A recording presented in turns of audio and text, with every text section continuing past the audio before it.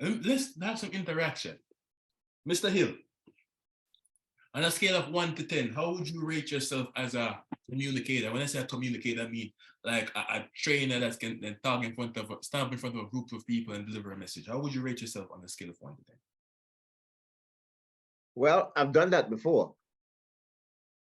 Oh, yeah, I've done that before in the military. Had to deliver messages. Question, sir. So on a scale of 1 to 10, I would say a 7. So you're very good. I wouldn't say very good, but I'm good. So you're a 6 or 5. No, a 7. You're very good. Okay, very good. All right. All right, cool. Georgina, scale of 1 to 10. I would say a 5. A 5, so you're like, I'm about average. More average. Okay. Mm-hmm. Okay. Let's see, who else do we have on? Sueni Guzman. Is she there? She may be in a dead spot. She was just dropping her son off. Okay. I'm here. Oh, there she go. Huh? Oh. Sueni, on a scale of 1 to 10, how would you rate yourself as a communicator? When I'm talking specifically standing in front of a group of people and delivering a message. Oh my gosh, I'm a 5. You're 5. Okay. Yeah, I get nervous. Okay, that's cool. Isn't it interesting how you both said 5 and you both said it in 2 totally different ways? That's super interesting. I remember the first time I did a presentation. First time I did a presentation for a previous company.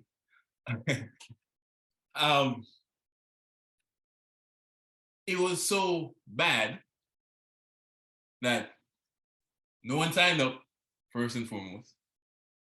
And if I could have left, I know this for a long time. I'll be the first one. I'll be the first one out there, Mr. Levaka. My very first presentation. I didn't know what I was doing. I didn't have an upline or a mentor or anything like that. I was just in action.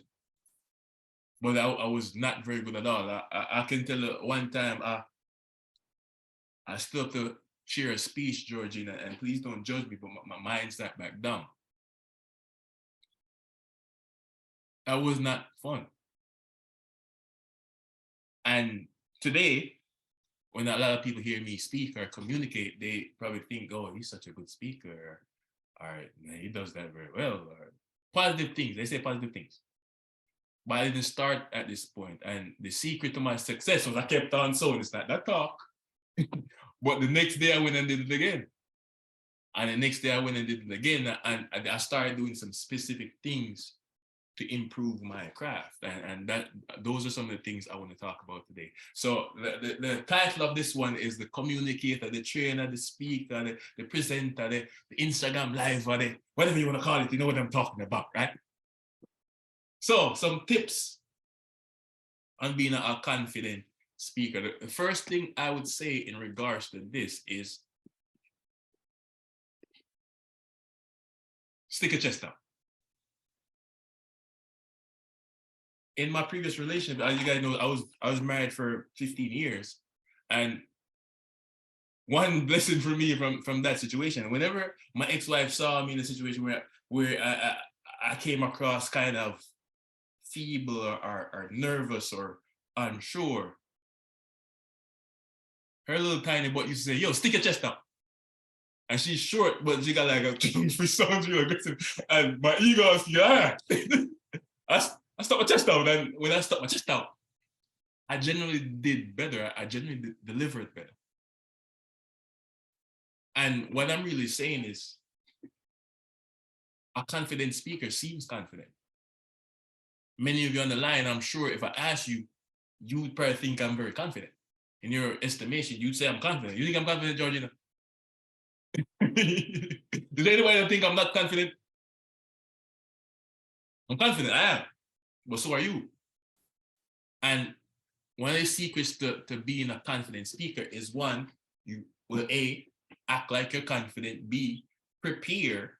If you know you're going to share, or you have to share, prepare for it, practice, see, work on your craft. No, act like you're confident. Duey, Saxton, what does that mean? Well, you've probably heard Matt Morris say this. You've heard other leaders say this as well. You've probably heard me say this.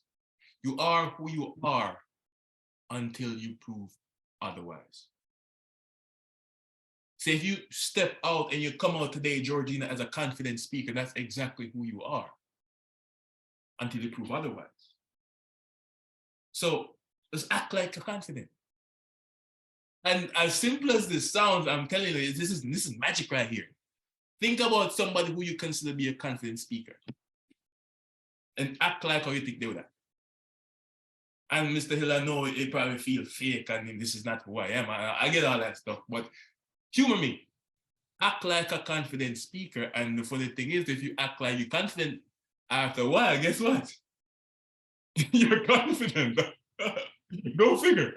Another thing I'd say, and this is a topic we touch on all the time, one of my favorite topics, affirm that you're a great speaker. Just tell yourself you're a great speaker because you are. Just tell yourself that. Like one of the things I say is I'm a world-renowned motivational speaker. Every day I say that. I'm a world-renowned motivational speaker. God, I've been saying that for about 5 years. I mean, nobody know me, Georgina. I don't care. I'm a world-renowned motivational speaker. You don't like everything I say, Mr. Hill. I get it, but I'm a world-renowned motivational speaker. So when I know you think I'm showing off, I don't care. That's fine, but I'm a world-renowned motivational speaker. See, I heard Marcus said the same. Stand guard in front of your mind. See, your opinion of me is amazing. That's wonderful. Positive or negative, that's great. It's great that you have an opinion. But the most important opinion when it comes to me is my opinion. So I appreciate yours, but I'm a world-renowned motivational speaker. A third thing you can do to maintain your confidence is speak on topics that you have an expertise in. Don't go talk about shit you don't know nothing about. Georgie, you know damn well you don't know nothing about that. Why are you talking about that? Don't do that. Speak on things that you actually know about. And if you're not super versed, spend some time doing some research and learning about the thing before you come talk about it. I'm gonna make a confession, guys.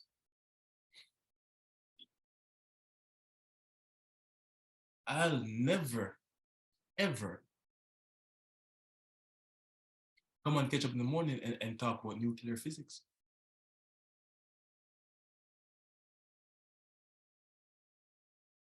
I don't know nothing about it. so you will be hearing about nuclear physics on the call. All right. So speak on topics that you have an expertise in. Next thing. Confidence is important, but preparation is also very important. Prepare for your presentation. Prepare for your Facebook Live. Prepare for your part in Catch Up in the Morning. Prepare for the talk you're about to have with your team. Prepare for the opportunity presentation that you're going to give to your prospects. Write your speech, man. Write it out. Your presentation, write it out. Record yourself practicing whatever you're about to deliver. Record yourself. And not only record yourself, but watch the recording and tweak it. Now, this is you paying attention to you paying attention to what you're doing, you intentionally working on your skills. If you've been doing this for a while, review some of your previous stuff. Get feedback from credible sources. Don't send the feedback to your yes man that Georgina, your yes man, I think everything you do is like the best thing since sliced bread. That's not a good person to get the reviews from. You might want to talk to the brother be hurting your feelings every now and then. You know what I'm saying? Get some feedback. Get some feedback. No, for real, get some feedback. The stuff that you do, put it to other people that you think are good in that area and hear what they think.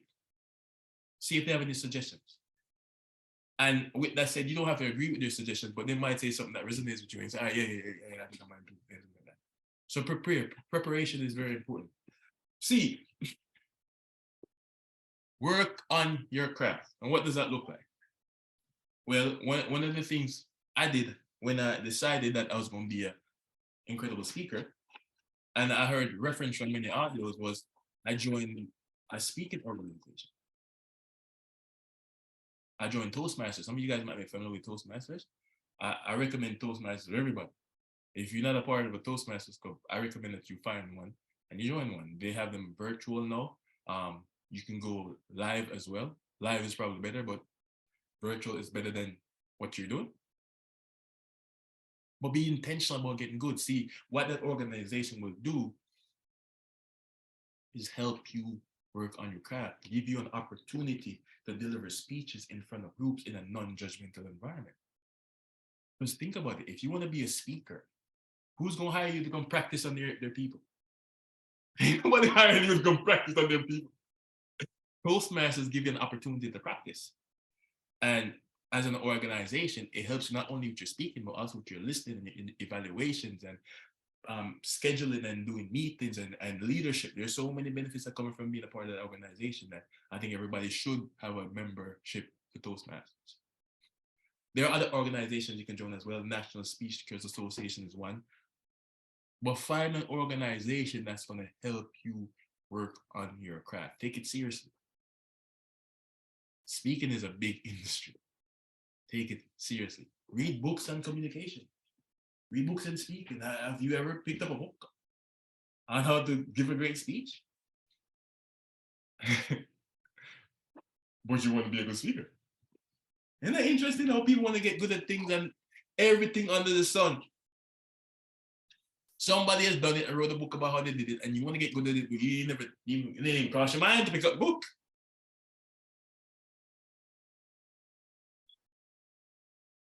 In the Ketchup Drive, we have a few. The Art of Public Speaking by Dale Carnegie, I recommend now. It's a good one. There's a book on TED Talks in there. There's books on storytelling in the Ketchup Drive. There's books on working on your speaking ability. So use those resources. Intentionally get good. Work on your craft. Another thing, listen to great speakers that you admire and you observe and model your style. And don't just listen to get motivated. I get that you're going to get motivated. That's great. But don't just listen for that. You're listening because you aspire to be a great speaker. So listen to their cadence, listen to their vocals, listen to how they deliver the information. Listen to how they structure their talks. You're listening with a purpose. You're listening because you aspire to improve. So learn, listen to learn. Don't listen to get inspired. Listen to learn. And John C. Maxwell is one of my favorites. Johnny Wimbrey is amazing. There's so many speakers out there that are fantastic. And everybody has different styles. Everybody likes different things. Find the people who resonate with you, the people who you probably think you would like to sound like. And model their style, model what they do. Learn about them. And implement whatever you can in your situation and in your speaking thing. So you definitely have to work on your craft. The second thing I want to talk about is structure. Structure and the content of your material. I know we're going to talk on a bunch of different topics to a bunch of different audiences in a bunch of different scenarios. But still, there's a bones or a skeleton that you can use in every speaking scenario, and it'll help you to have an effective presentation. First thing I want to say, it's not mine. You've heard it before. And it's on your screen. So I really don't need to say it, but I must go say it anyways. If you fail to plan, you plan to fail.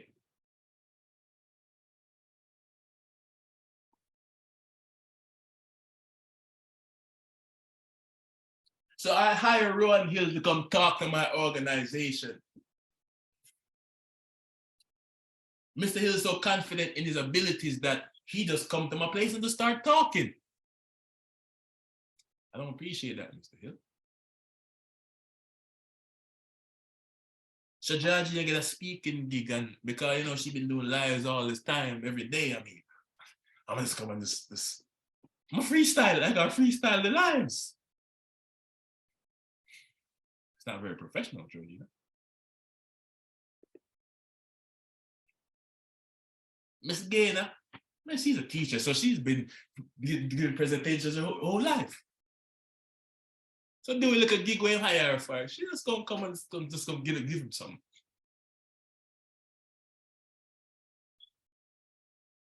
As much as in all those three scenarios, you might do an incredible job. And I'm guilty of this.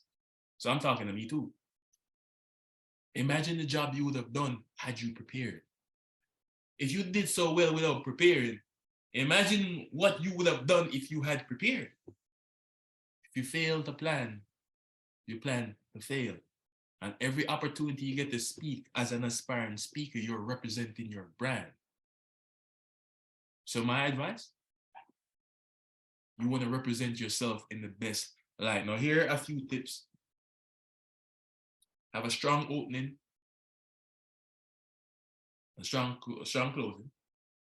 Use 3 points, stories, and analogies.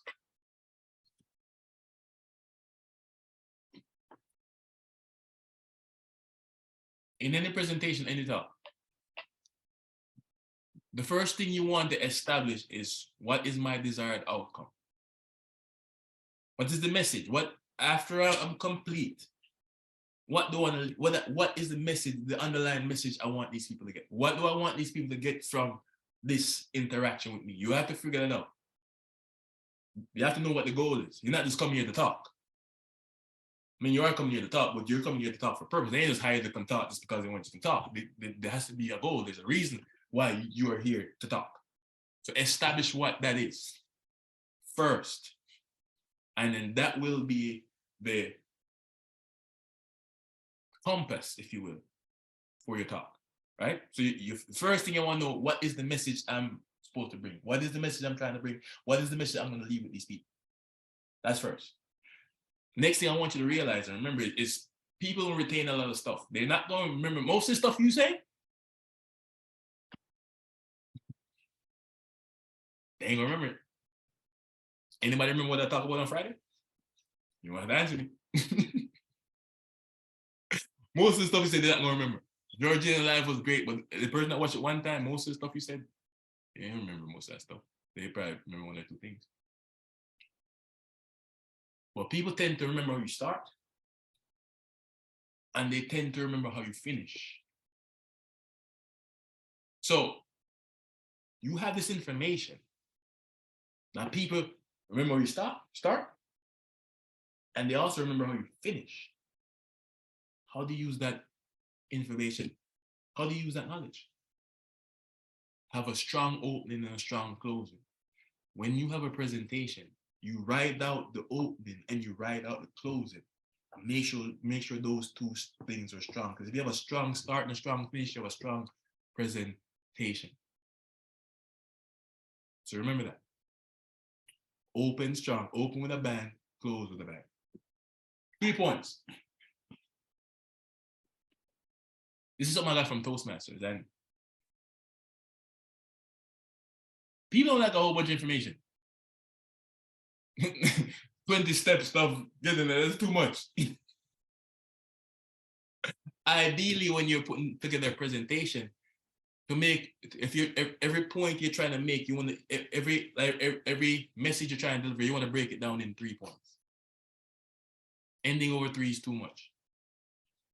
And it is a framework that can help you when you're constructing your speeches. So it's not random. You're saying a bunch. You have a topic and you're saying a bunch of things about a topic. You have an No, you're putting some structure. 3 points. Okay, we're gonna talk about belief. You're gonna touch on 3 points. If you notice, I do it a lot. For example, I give my belief talk a lot. I usually share 3 stories. You probably don't realize. And if you're paying attention, even in this talk, you realize that everything there's like 3 points. That was deliberate because it's a structure that you can use when you're preparing your talks. Anything you want to highlight, 3 points. If you want to delve deeper in one of the points, 3 points there.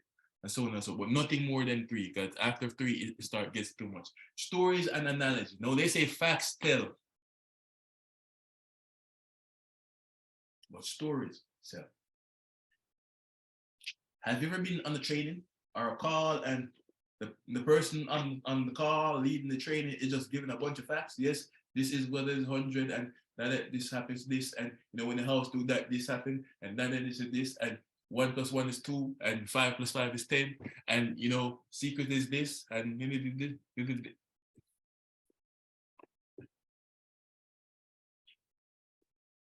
that's boring.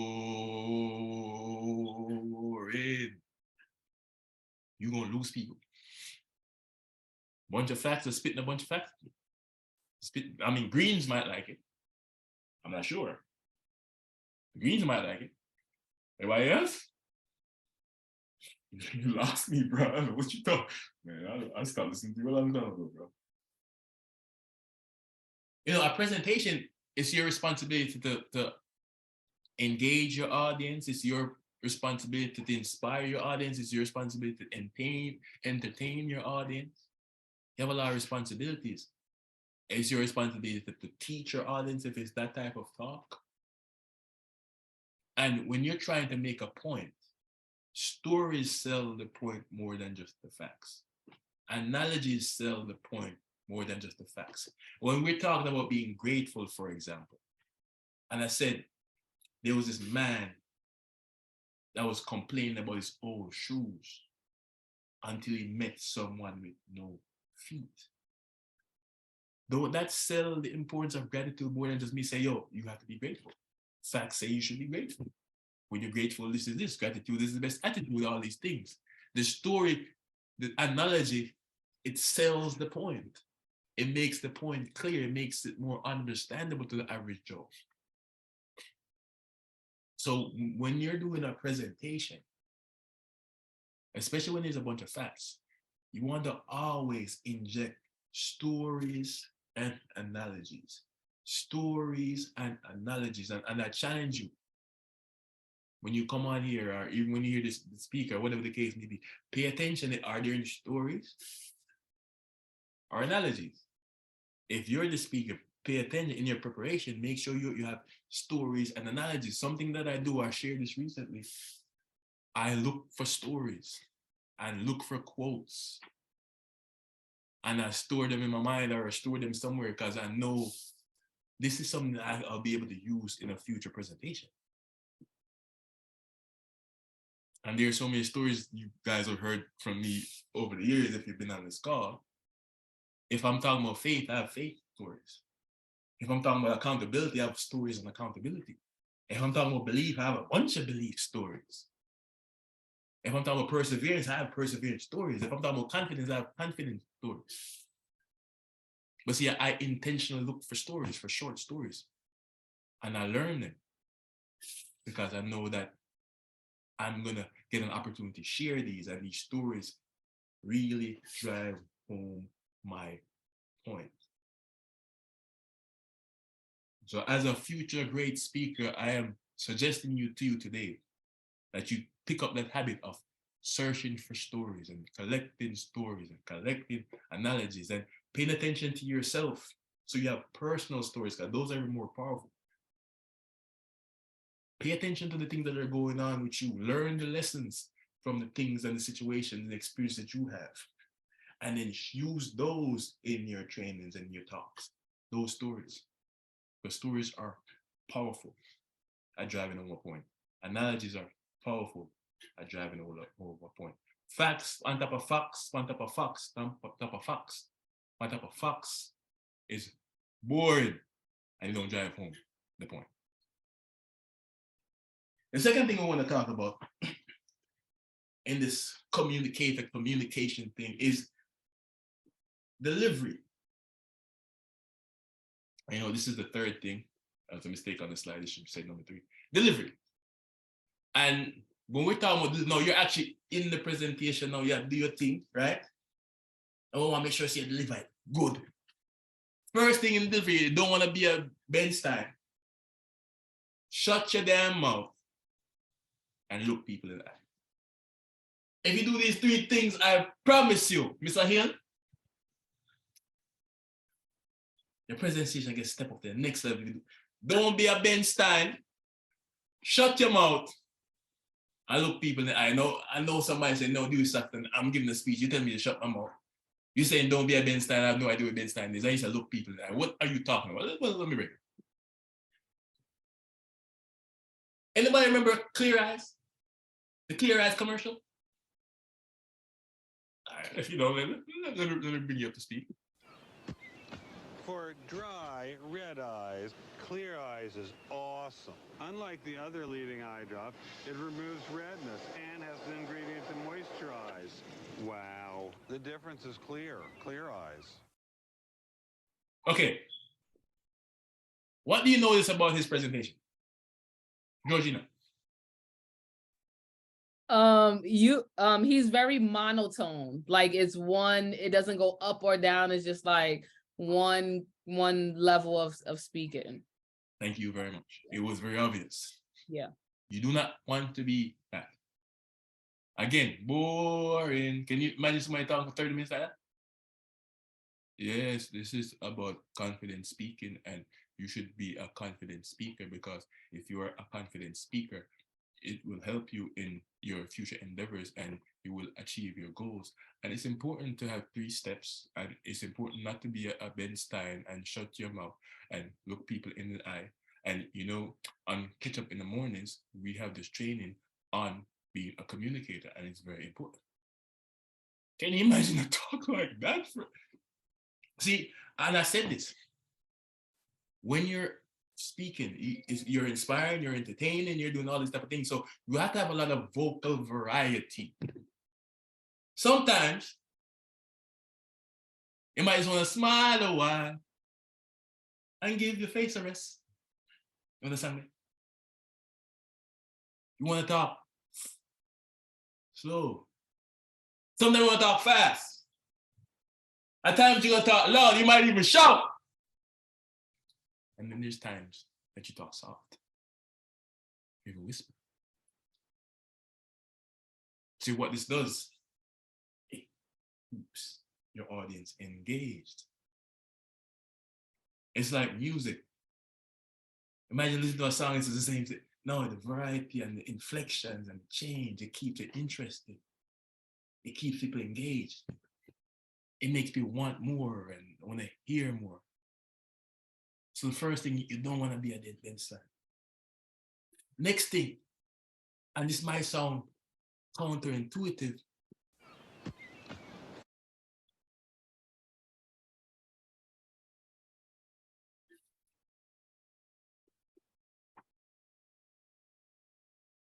but you gotta shut your mouth, man. You're doing too much. Now I want you to hear an acceptance speech from I think he was the director of Silence of the Lambs. Check this out.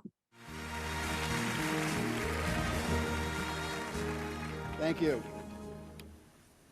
With the glory of being nominated, it's important to note that there was a time in the making of each of these movies when all those surrounding the director thought that he was doing it absolutely wrong. It is the nature of directing to be second-guessed. It's the nature of the director to wonder if anyone will care about the things that he has cared about for so long. We do care, and tonight's nominations are the clear signal that we could send to you. I almost opened that thing. The nominees are John Singleton for Boys in the Hood, Barry Levinson for Bugsy, Oliver Stone for JFK, Jonathan Demme for Silence of the Lambs, Ridley Scott for Thelma and Louise,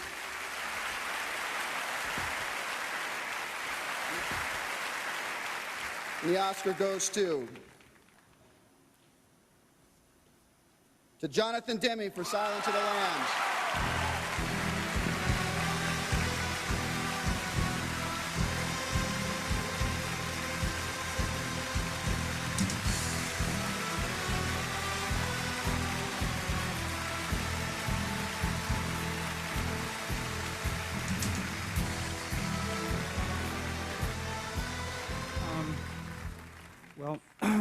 in the context of my movie-loving life, this is very unanticipated. It's the only way I can really understand this is to recognize that I had the great good fortune to have a chance to work with Ted Tally's great adaptation of Thomas Harris's extraordinarily moral and amazing book, and to have the good fortune to work with the likes of Tak Fujimoto and Christy Zia, Craig McKay and Tommy Fleischman and Chris Newman and Howard Shore and Howard Fuhr and Billy Miller and everybody. And also to be able to work with such an ensemble cast of actors, that with Jodie and Tony, of course, and also Ted Levine for his exceptionally courageous performance as James Gumb, and Scott Glenn and Anthony Heald and Brooke Smith and Diane Baker and all the other wonderful actors. I also, this won't take forever, sorry. I also had the extraordinary good fortune to have been embraced by Orion Pictures at a time which, unlike this amazing peak moment of my life, I was at a kind of a low valley moment when Mike Medavoy and Bill Bernstein and Arthur Krim and Eric Pleskow kind of reached out to me and encouraged me and helped create a home for my collaborators and myself. And we made some movies for them, and when I'll never forget when Mike Medavoy said, "I think there's a book you might be interested in. I'll send it over." And it's obviously, I know everybody feels the extraordinary irony of what's happened, this terrible thing that's happened to Orion at a moment of reemergence that included Silence of the Lambs and many other things. And one thing. Anyway, two other quick things. I'm sorry, this is almost one, just about directing. I wanted very much to salute John Singleton and Matty Rich and Jodie Foster and Ernest Dickerson and a bunch of new people in the last year that have come on with very exciting, wonderful visions and really breathed tremendously important new life into our whole cinematic landscape. And I really want to salute those people very strongly. I also want to very, very quickly. I had the good fortune of being encouraged and briefed by two great American filmmakers who are no longer with us. And I very much, I'm thrilled to be able to invoke the recent memory of two great men, two great filmmakers, Hal Ashby and Martin Ritt, who were really, really wonderful to me. And finally. I've obviously got to say hi, Mom, and thanks for transferring your love of movies to me, and thanks, Dad, for making me think I could actually be part of this industry. And thank you. Thank you.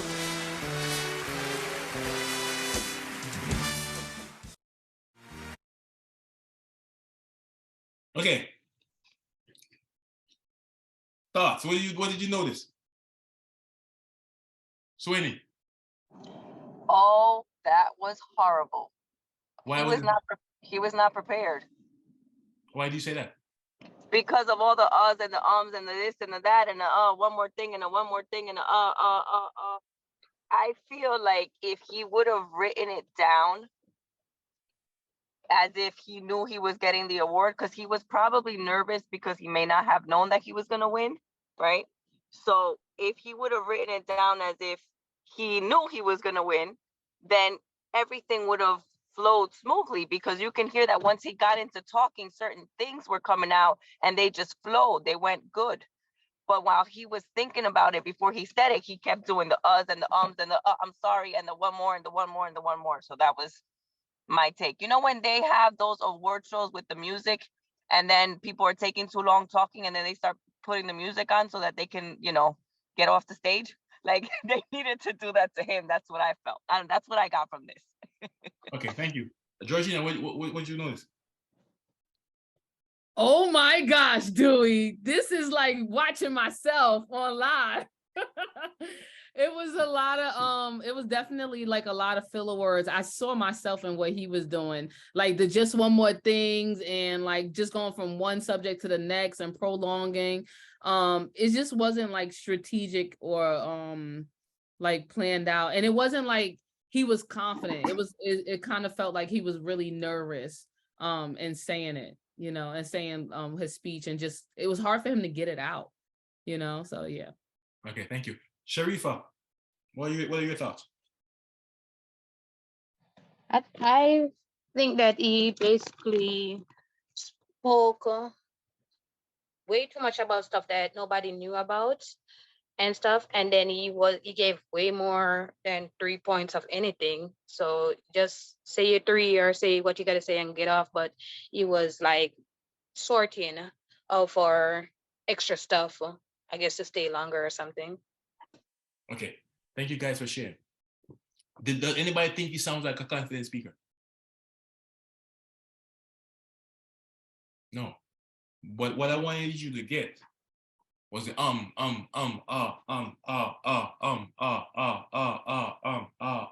think it was like 50 something times in a 5-minute talk. This is like 3-minute talk, like 50 something times. And you may not realize this, but I challenge you to listen to yourself talking. If you record yourself giving a talk, or even just responding on the calls, and listen how many times you say you know, right, you know what I mean.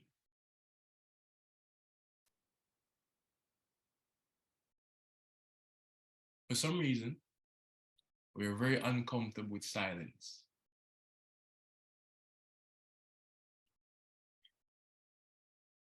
See how uncomfortable that is? And we feel that we have to fill every space, we have to fill it with a sound. And this is why we have these fillers. This is why we say, you know, right. Sometimes we just laugh because we're uncomfortable with the silence.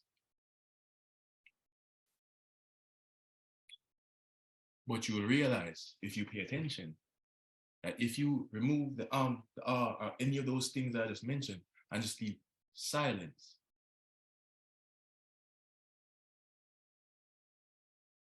you have a very powerful talk. Silence is one of the weapons of great speakers. A pause in the right place makes your speech that more impactful. Listen to John C. Maxwell talk. Listen to Johnny Wimber talk. Listen to any great speaker when they make a point or they ask a question. There's always a pause. They give a joke. There's a pause. Because you want it to resonate with your audience. You want your audience to think for a second. You want the audience to feel it. Absorb it. And it also gives you an opportunity to gather your thoughts.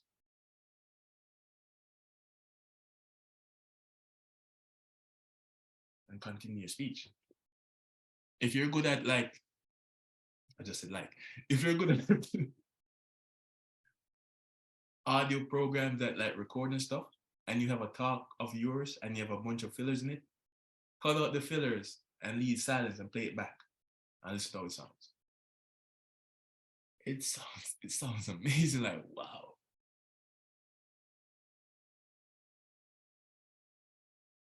Many of us been doing this for a long time, and for me, Toastmasters has something called an outcome, the grammarian. When you give a speech, they count the R's and M's in it, and they tell you how much it is. And so for me, it's embarrassing to go and say, "Oh, you read 20 arms and 5 R's and 2 U's and 3 souls." So it made me pay attention to me. And as much as every now and then I will still drop in a filler, I'm a human being, but it's very rare, and I usually notice it. Well, it's many reasons because I'm aware that I'm aware of it because of Toastmasters. And I understand the power of a pause. And I enjoy pauses. You might realize this by being on scholar. I pause a lot and let y'all think. just said.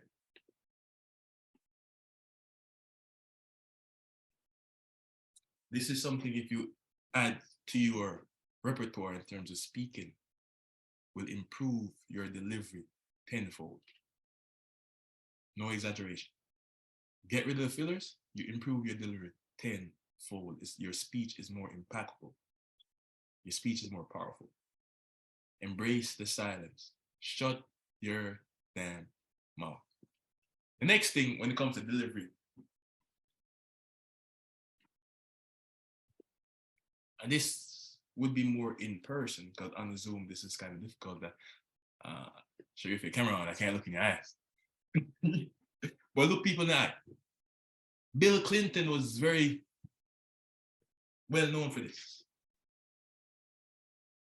One particular speech, Sir Clinton, when he shelled down his speech, as we'd say in Germany. He did a very good job delivering the speech. And one of his guys said, Mr. President, man, you did it again, man. You had 10,000 people eating out of the palm of your hands. How do you do it, sir?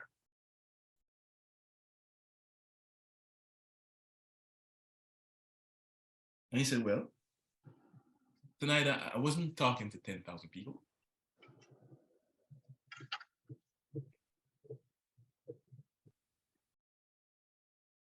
I talked to one person in the audience. I picked one person in the audience and I talked to that person for 1 point.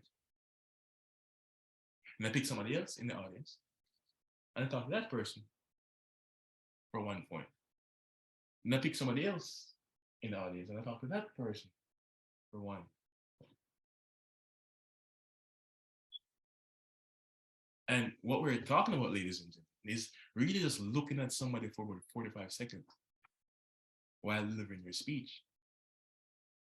And it separates you from a bunch of other speakers. It separates you from that guy that not looking at that imaginary spot in the middle of the wall in the back and not looking at anybody. It separates you from that guy that just in his notes and just talking. Yeah, and you know, we thank God for life and then continue learning. And it separates you from the guy that has the PowerPoint and his back turned to the audience and say, yeah, A plus B equals C and C times G is Z. See, eye contact, ladies and gentlemen. It says to your audience, wow, this guy's really talking to me.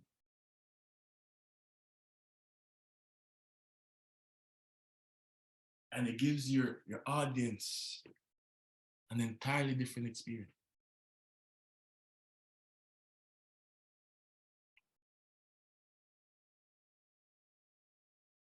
So as you move forward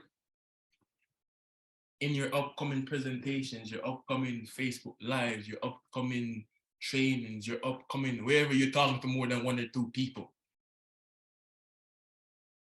stick your chest out. Be confident. Act like you're confident. Prepare.